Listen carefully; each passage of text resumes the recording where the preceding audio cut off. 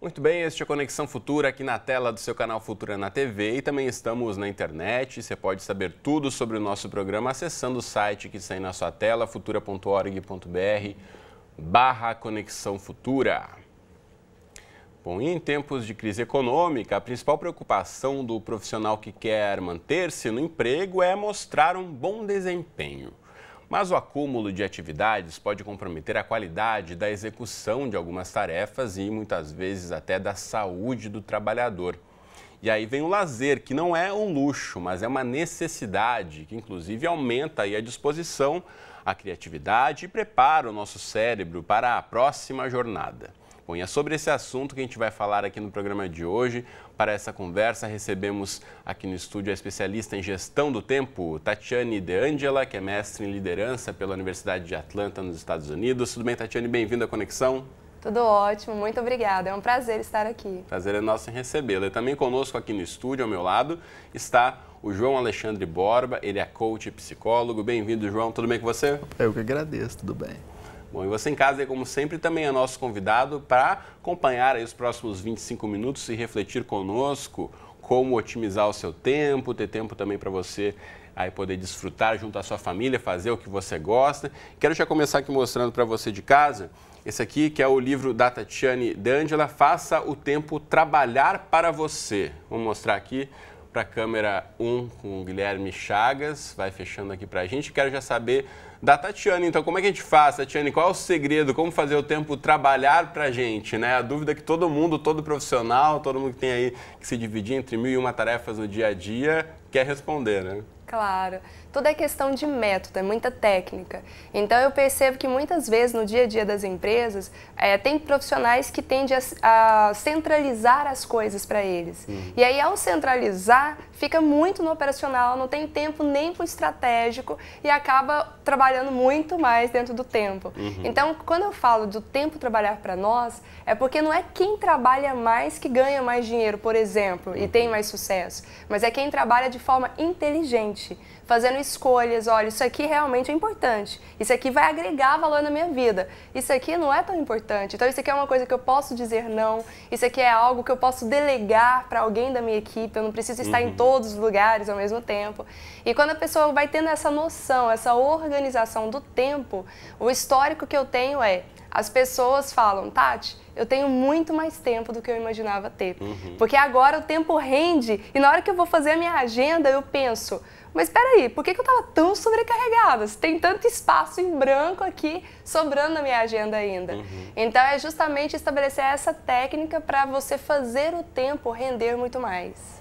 Bom, essa questão de saber delegar, muitas vezes, João, aí precisa se ter um controle, uma maturidade para ter esse olhar que a Tatiane está apresentando, né? Muitas vezes as pessoas não conseguem se desprender aí dos seus pequenos poderes e acham que tem que concentrar tudo, que isso vai fazer a diferença aí para, na verdade, se sobreporem sobre a equipe ou para sobrepor sobre o seu próprio time ou para se reafirmar para si mesmo. A pessoa pode ser insegura, né? E aí como é que se dá esse pulo aí para saber de fato, ok, eu posso delegar, eu não estou comprometendo a minha performance ou o respeito da minha equipe para comigo no momento que eu começo a delegar as tarefas? Olha, é importante toda vez que você for delegar algo para alguém, que você veja se aquela pessoa está na posição certa para poder receber aquela função.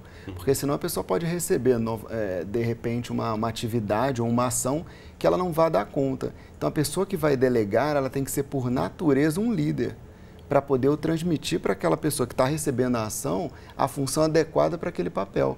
Hoje em dia os conceitos de liderança têm mudado muito e a gente tem visto que um bom líder, ele sabe colocar aquela pessoa no local certo dela e aí ele extrai o máximo que ele pode dela.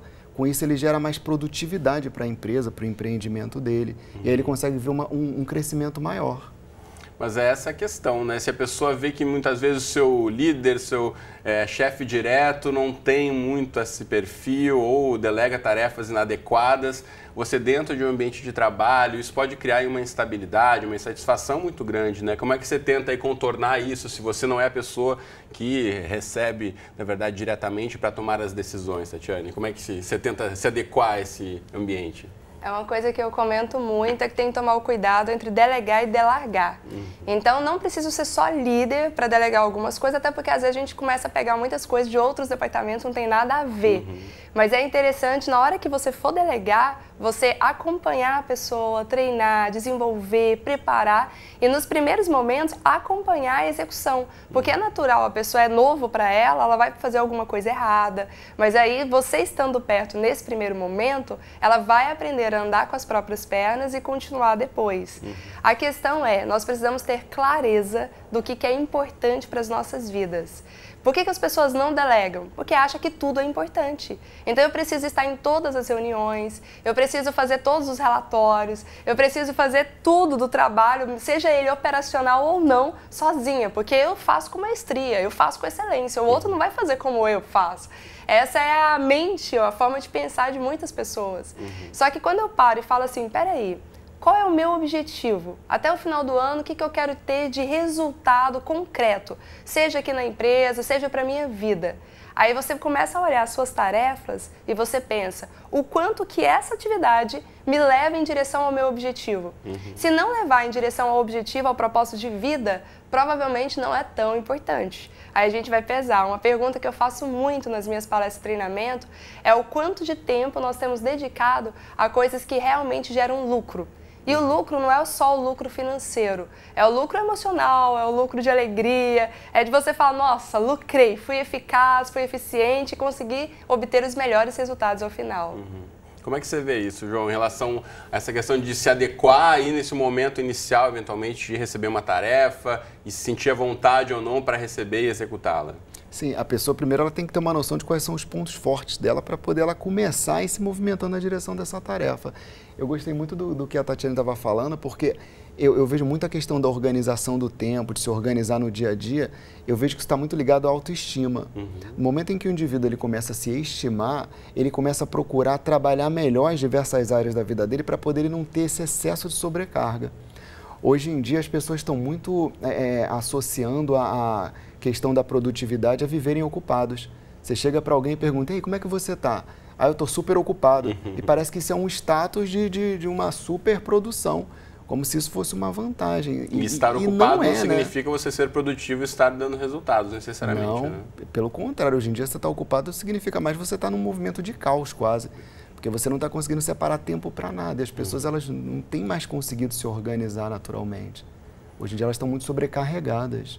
Bom, mas nesse momento específico que a gente está vivendo, né, a gente tem visto muitas notícias sobre altos índices de desemprego no país, a economia não está muito bem, está difícil conseguir um emprego bom, e aí as pessoas tendem a se agarrar nas condições que estão vivendo no momento, achando que é difícil fazer alguma mudança e tal. E eventualmente o que a gente está discutindo aqui pode significar uma grande mudança aí na postura das pessoas dentro das empresas. Como a pessoa pode tentar, não sei se preparar ou preparar o ambiente que ela está inserida, se ela quer, na verdade, ela percebe que está precisando fazer uma mudança, que cabe a ela fazer, mas pode causar um estranhamento nos colegas ou no próprio chefe, fazer uma mudança de uma forma sutil e mostrar que, de fato, aquilo é para o melhor resultado, Tatiane. É fantástica a pergunta, porque eu sempre falo, as pessoas às vezes saem da minha aula querendo mudar radicalmente e isso assusta muito outras pessoas. Tudo que é radical causa um estranhamento inicial. Muda da noite para o dia. Por exemplo, uma dona de casa que às vezes centralizava nela todos os afazeres de casa, de repente chega em casa e fala, agora, esposo, você que vai lavar as vasilhas, você que vai fazer isso, eu não vou fazer mais compras. Eu falo, que é isso? O que aconteceu Revolução. com você? Então eu falo, tudo precisa de uma sensibilização. É o momento que você vai sentar com a sua equipe, você vai sentar com a sua família, você vai colocar o que não está bom, quais são as mudanças que você pretende fazer, o porquê vai fazer e que você precisa de todo mundo, porque se as pessoas não se engajarem nessa nova rotina, nesse novo comportamento, fica mais difícil a pessoa até sustentar essa nova postura. Então, tudo começa com a sensibilização de todas as pessoas e a mudança ela é gradativa, não precisa mudar todos os itens, às vezes 5% que a gente muda já gera 95% de resultados. Então, o foco é no pequeno, são nos detalhes para ter um resultado muito maior. Mas isso que você diz essa mudança, para ela ser sutil, você fazer um planejamento mesmo da mudança, ou estipular metas, ou colocar um prazo, isso pode ajudar nesse momento da mudança inicial? Demais. Inclusive, eu falo, a pessoa tem que ter meta. Meta é o que nos faz levantar de manhã todos os dias e ir trabalhar. Nós somos movidos a isso. Então, a gente tem que ter objetivos, metas bem traçadas e até mesmo para você dizer não a algumas coisas, você precisa ter bem claro quais são as suas metas. Porque senão você fala, mas por que eu vou dizer não a isso? É porque isso aqui não me leva em direção à minha meta, ao meu ponto B, meu objetivo. Então, ter a meta é crucial. Como é que você vê esse momento da adaptação, João, para não causar aí nenhum estranhamento também, não provocar eventualmente até uma suspensão, uma demissão? Chegou um funcionário na segunda-feira querendo revolucionar tudo aqui, também não é por aí, né? Não, ainda mais quando chega alguém querendo mudar todas as regras, cria um caos no sistema, porque ele já tem as regrinhas lá funcionando. O humano é acostumado também, né, aos seus padrões de comportamento, às suas regrinhas do dia a dia, né? Sim, sim, e uma coisa que é interessante, toda vez que uma pessoa vai passar por uma mudança, a primeira etapa é sempre a conscientização. Eu só consigo mudar, me tornar melhor se eu me conscientizo do que está acontecendo comigo. Não tem como eu avançar. E depois que a pessoa começa a entender essa etapa da conscientização, ou seja, eu entender o que está acontecendo comigo, eu vou ter que enfrentar um medo. Porque para sair da zona de conforto, eu começar a me trabalhar, para me tornar uma pessoa melhor, eu tenho que enfrentar os meus medos. Senão eu fico girando em círculo. A tendência nossa, do ser humano, é ficar mais na zona de conforto do que se aprimorar. Então tem que ter muito cuidado, toda vez que algo novo está entrando, eu tenho que observar aquilo, trazer para o meu sistema, me conscientizar daquilo, para aí começar a dar os passos para a mudança e enfrentar o medo sempre. E como a gente trabalha em equipe normalmente, a conscientização também tem que fazer parte aí do grupo, ainda né? tem a conscientização do sistema, né? Que seria a conscientização sistêmica, né? Que é a do todo. Muito bem. Bom, mas a gente fala aqui um pouco sobre o tempo da produtividade dentro do trabalho. É claro que a vida não é feita só do trabalho, das tarefas que você tem que fazer aí para desempenhar, para ganhar o seu dia a dia, para pagar as contas no fim do mês. Um pouco do tempo também tem que sobrar para o lazer, que eu acho que é parte, né, também desse equilíbrio que a pessoa quer aí levar ao longo da vida. E aí como é que a gente consegue também tentar balancear um pouco o tempo e justificar aí que às vezes pode também causar ou estranhamento, né, Tatiana? Se você era aquela pessoa super ocupada o tempo todo, não tinha um minuto, uma hora vaga para fazer alguma coisa para você, aí você muda e as pessoas, agora que ele não quer mais trabalhar, ou quer só ter tempo para o lazer. Como é que você faz essa mudança também de começar a colocar o seu lazer como prioridade? O primeiro ponto que eu sempre recomendo é colocar o lazer também na agenda. Porque as pessoas têm uma mentalidade que a agenda é só para a vida profissional. Então agora esse final de semana eu não quero nem ver a agenda. E por não querer ter a agenda, acaba perdendo muito tempo com coisas irrelevantes e nem descansa. Volta para o trabalho, nossa, não descansei, não aproveitei, não fiz nada novo. Então uma das coisas que a gente fala, qual é o seu hobby? Esses dias eu li uma pesquisa falando que todas as pessoas de sucesso, elas têm um hobby e elas colocam em prática esse hobby, elas executam. Então, meu hobby aí é o cinema. Ok, coloca na agenda, eu vou ao cinema, vou chamar os amigos, ou eu vou fazer uma reuniãozinha em casa com os amigos, um churrasco.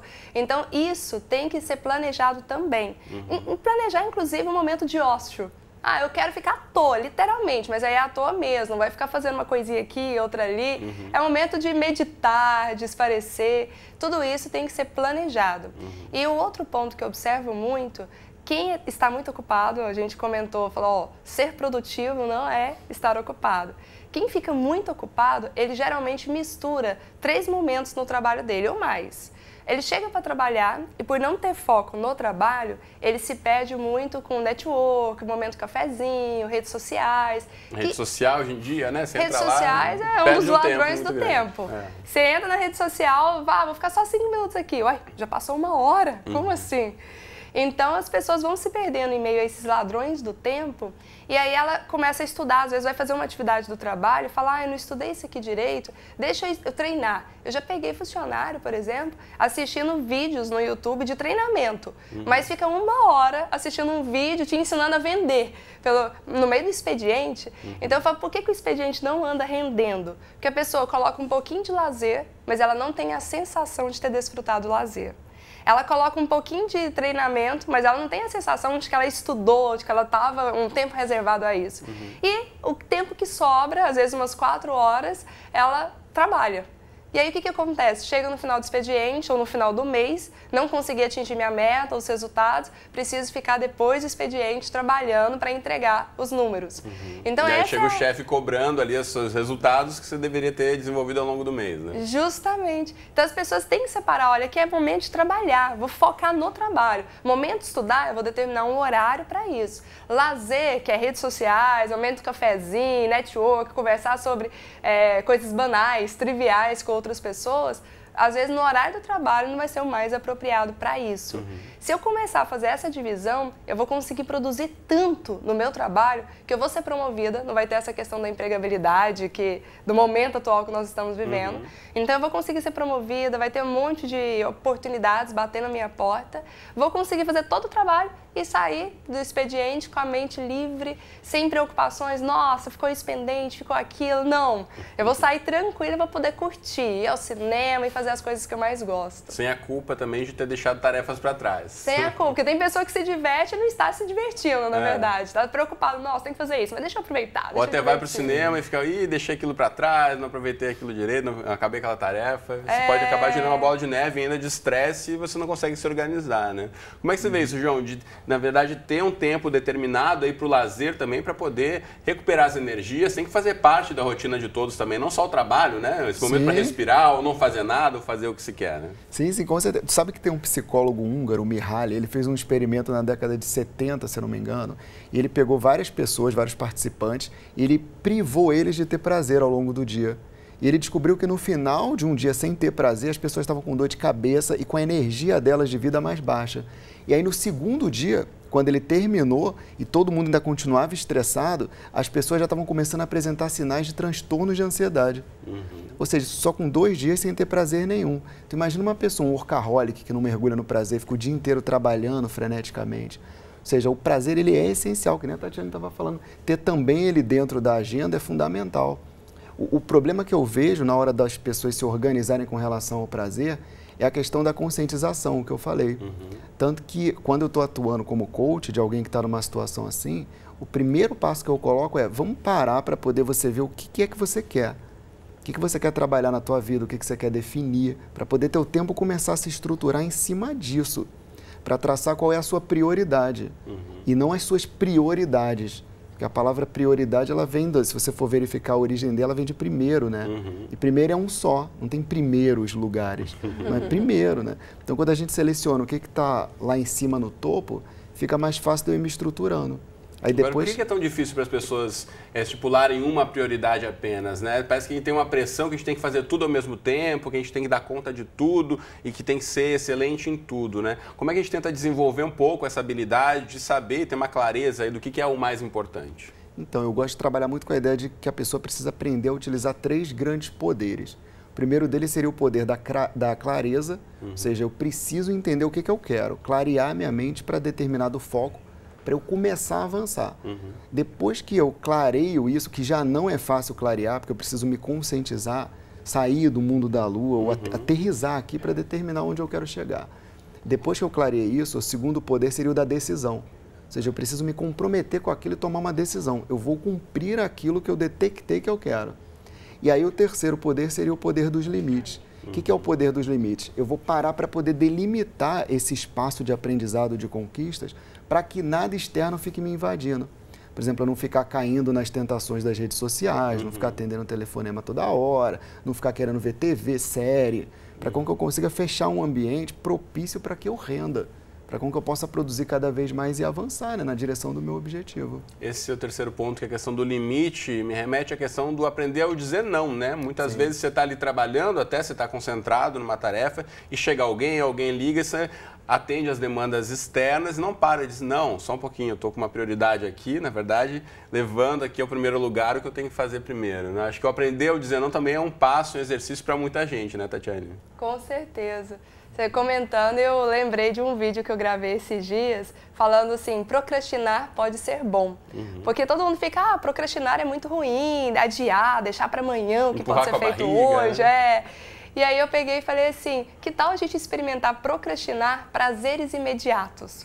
Então, por exemplo, quem me conhece sabe que eu sou apaixonada em doce, mulher, chocolate, tudo a ver. E aí eu comecei a procrastinar isso. Às vezes dá aquela vontade de comer um chocolate e falo assim, daqui a pouquinho eu como. Bebo muita água para distrair, foco no trabalho, quando eu vejo já esqueci de comer o chocolate. E aí eu falo assim, se a pessoa ficar com aquele negócio, eu vou ficar 1 ano sem comer chocolate, ela sofre muito por isso. Mas se a gente fizer, só por hoje não, daqui a pouco eu faço e ir adiando, fica muito melhor. Então, esses prazeres imediatos, como redes sociais, eu recomendo, tem que procrastinar. Daqui a pouquinho eu acesso, deixa eu só focar nessa tarefa que é muito importante, que eu tenho clareza de quanto ela é importante para a minha vida e eu vou finalizar. Uma das máximas da gestão do tempo é você, primeiro, terminar tudo aquilo que você começou. E focar em uma coisa de cada vez. Então, as pessoas, às vezes, começam uma coisa e param pela metade. Começa outra, para pela metade. No final, ela está com aquela angústia, frustrada. Por quê? Eu trabalhei o dia inteiro, corri muito, mas o que eu fiz de significativo no dia de hoje? Nada, porque ficou tudo pela metade. Então, aí, quando a gente fala em dizer não, uma das dores de dizer não é a renúncia. Ninguém está disposto a renunciar nada, a abrir mão de nada. Dói muito ter que fazer escolhas.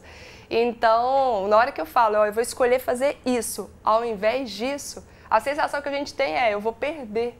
E ninguém quer perder. Mas aí quando a gente tem clareza do que é importante, você fala, o que você prefere perder aqui? Qual que é mais importante? Vamos colocar na balança e fica mais fácil. Muito bacana. Bom, a gente já está aqui chegando à conclusão do nosso bate-papo, nosso tempo aqui já está chegando ao fim. Queria só dicas finais de vocês, então, para quem está aí motivado a fazer uma mudança na sua organização do tempo. Começa por onde, João? Qual a primeira dica, o primeiro passo? Olha, a primeira coisa que eu queria falar é que todo grande, seguindo a linha da Tatiane, todo grande procrastinador é um grande controlador. Então, toda pessoa que procrastina demais, ela está buscando, na verdade, tentar exercer um controle sobre algo que ela está perdendo o controle, mas ela luta para ter esse controle. E isso acaba gerando uma culpa. Essa culpa que a pessoa sente, ela transmite um poder para ela. Por exemplo, eu deixei de fazer o que eu tinha me programado hoje, mas eu tenho um certo poder por ter comandado o meu dia e não ter realizado aquilo. Então, a ideia é que as pessoas comecem a trazer o poder delas de volta para elas. É tão gostoso terminar o dia com as metas tendo sido estabelecidas, tendo sido cumpridas, a gente conseguindo ter aquela sensação de vitória, porque isso gera uma força para com que no dia seguinte eu consiga avançar. Então eu quero aqui estar dizendo para as pessoas para com que elas cumpram mesmo os seus objetivos e que elas comecem com aquela regrinha do menos é mais. Você cumpriu alguma coisa hoje num nível pequenininho, amanhã você vai perceber que você consegue aumentar um pouquinho mais, até que daqui a pouco você vai estar concluindo um objetivo 10 vezes maior. Você falava isso, me lembrei que eu gosto muito de fazer listas de coisas. A melhor coisa, a sensação no fim do dia é ver que você riscou todas as suas tarefas ali, pronto, né? Tudo organizado, tudo realizado aqui. Vamos para o próximo dia sem nenhuma pendência para trás. Maravilhoso. Né? Muito bom, né, Tatiane? Uma dica que eu faço é planeje a sua semana antes que ela comece.